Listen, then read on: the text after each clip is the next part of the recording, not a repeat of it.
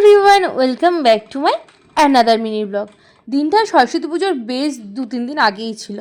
ভিডিওটা শেয়ার করতে আমি তোমাদের সঙ্গে একদম ভুলে গেছি।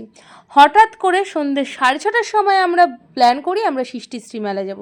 সেই কথা মতোই আমি, দিদি, টুকাই, বাবি, সম্পাকি, পিয়াকাকি আর সানি আর অ্যানি মিলে চললাম মেলায়।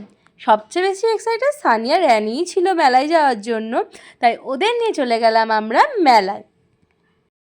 এই নিয়ে মেলায় আমি 3বার যাচ্ছি, তাতে কি, মেলায় যেতে তো কোনো বাধা নেই।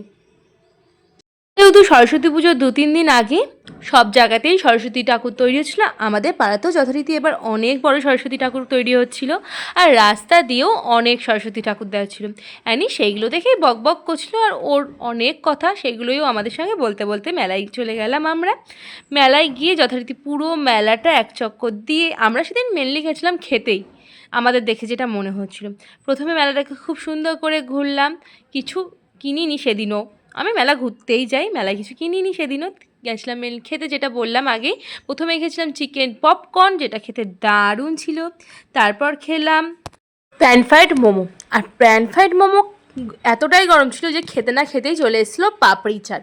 পাপড়ি চাট খেতে খেতে আমরা ওখানে একটা কেকের দোকান থেকে 3-4টে কেকও কিনেছিলাম, সেটা ভিডিও করা হয়নি। তারপর খেলাম ফুচকা, আর এই ভাপা পিঠেটা আমি অনেক মেলাতেই দেখি, বাট আমার অনেক দিনের খাওয়ার ইচ্ছা ছিল, বাট এটা ওটা করে খাওয়াই হয় না। আজকে আমি, পিয়া কাকি আর বাবি মিলে এটা টেস্ট করলাম। আমার এটা টেস্ট করার, এই বানানোটা দেখতে না দারুণ লাগে, তাই ভাবলাম আজকে একটু টেস্ট করাই যাক।